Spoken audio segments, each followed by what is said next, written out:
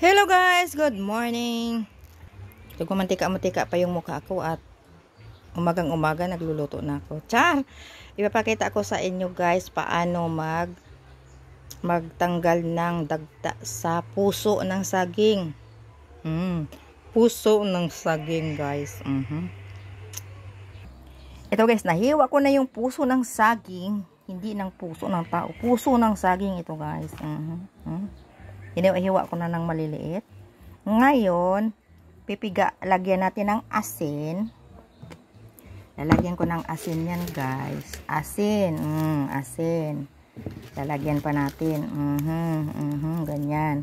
Lagyan ko pa. Kasi, tapos pipigaan natin yan guys. Ganyan. Pipigaan hanggang maubos ng katas. Pigaan talaga natin yan guys. Pigaan natin ng husto dahil kailangan nating matanggal yung katas.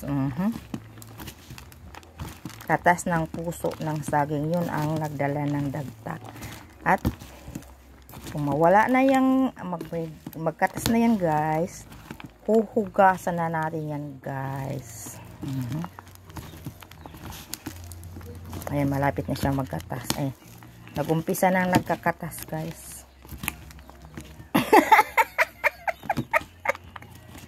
Tumingin yung anak ko guys. Parang ang sama ng tingin.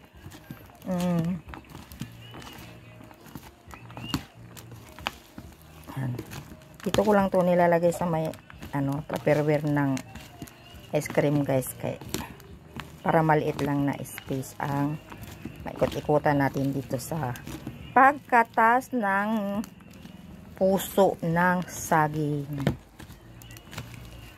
At pag malasa na yan guys pag may asin, kasi naka-observe na yan doon sa loob. Mawala na yung niya. Basta may katas na yan, ang ganyan. Pipigaan talaga. Ayan, may katas na siya guys. Yun, dagta yan guys. Tubig niya yan. Mawawala na rin yung dagta niyan. Ngayon, gugulayin natin to guys. Haluan natin to ng patsamba na naman akong gulay. Yung pagi ang ihalo ko. Pinapatuyo. Papakita ko sa inyo mamaya yung pagi. Alam mo yung pagi? Ano bang English sa pagi? Hindi ko alam Shark yata yun Ay, hindi. Hindi ko alam. Hindi ko alam anong English na lirio sa pagi. Hindi rin yan alam Ayan, nagkakatas na siya. Pipigaan na natin. Tatapon natin yan. Sabay huhugasan ko naman. Ayan, natapos na natin na pigaan ng paulit-ulit. Hindi isang beses ko lang ginipigaan yan. Huwag naman paulit-ulit kasi mawala na rin ang lasa. Tamang piga lang guys. Basta piga na na yan, wala na siyang may kunti pa pero pwede na yan. Huwag na natin ubusin guys kaya mawala na rin ang lasa. Tama na yan, ganyan. Yan yung tinatawag dito guys. Ito yung guys, yung pagi. Pinapaksiw ko na to pero may sabaw pa siya. Paimtihin natin to mamaya kasi may sinasalang pa kaya ako. Uubusin natin to, paimtihin natin to, paapoy-apoyan natin to hanggang maubos itong suka. Walang tubig to. Suka at tuyo at bitchin, paminta, bawang, sibuyas at suka.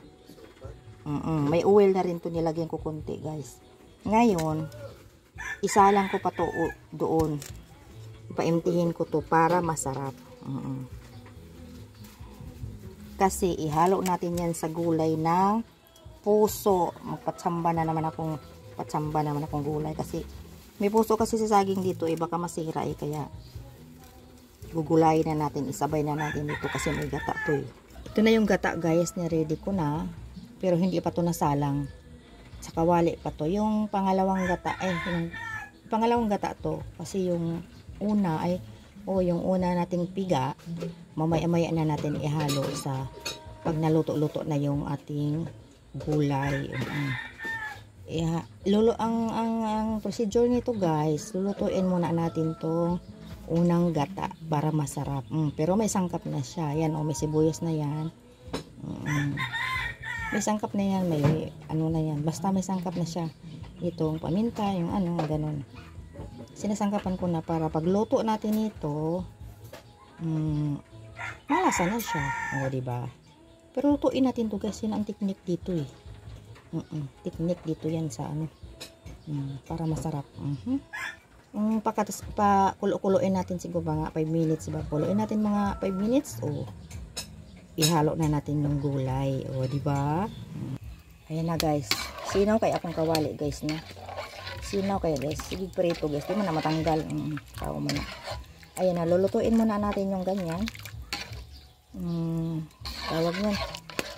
Lulutuin muna natin yan mga 5 minutes guys. Bago natin ilunod yung tawag yan.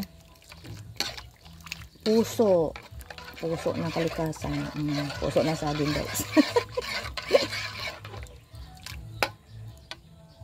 Ayan guys, wala na yung sabaw ko, kunti na lang, okay na yan. Pwede na ihalo ko.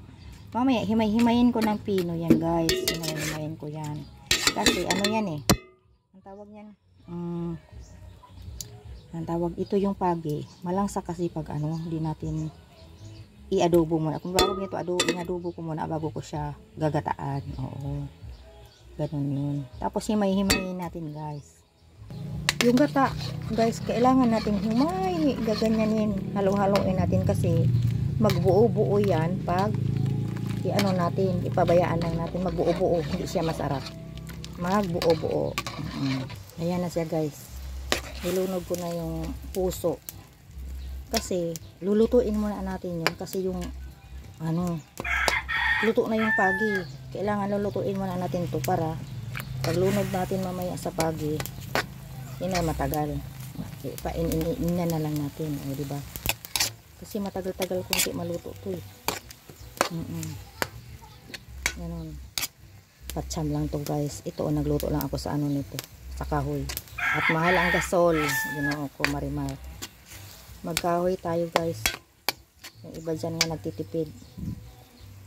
Ako, gusto ko man sa kahoy. Masarap ang luto sa kahoy eh. Ayan na. Takpan muna natin to guys para ano, pero di ko alam ang lasa nito, pero masarap to eh, puso ng saging to at saka itong pagi na guys. Nahimay ko na yung malunggay. Mahimay ako kasi dapat malunggay lang ang dapat ihalo dun sa pagi, pero may puso nga sa saging. 3 araw na to yun, mamaya masira kaya sinabay ko na paggulay. Pero di ko alam ang lasa. Patsamba na naman ako guys. Pero masarap yun kasi may gata eh. Yan na yung pagi guys. Himay-himayin na natin. Himay-himayin para magliit-liit siya, maliliit. Yan na siya guys. Wala na halos sa sabaw. Kunti na lang. Ilunog ko na yung ano, pagi. Ilunog ko na yung pagi para ano. Yan, ilunog ko na yung pagi guys. Hindi talaga ang init sa kahoy guys. Ilunod ko na yung first gata.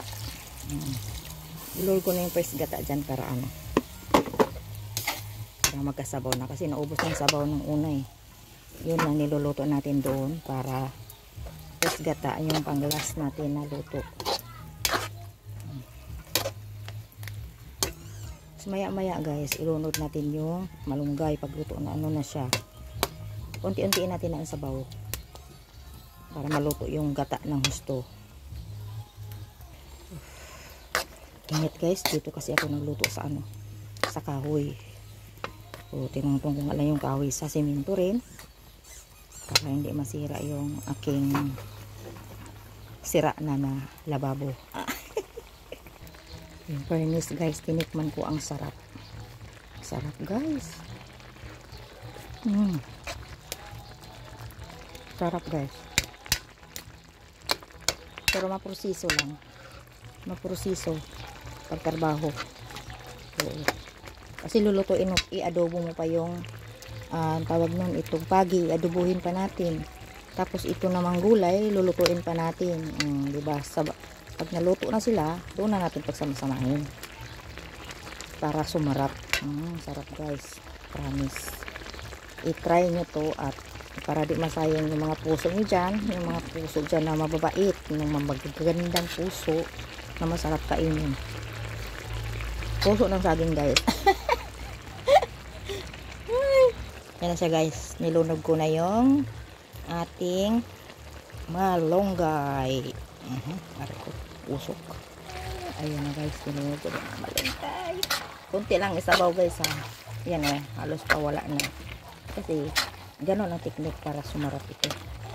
Pag maraming sabaw, iwan ko lang guys. Ang lasa. Para ng pagkain sa baboy. Pero masarap siya guys talaga.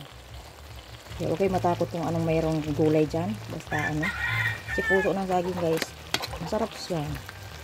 Sustansya, malunggay din, masustansya. Pwede na ito guys. Ito na para may kunting sabaw man ng ibang bahog sa kanin.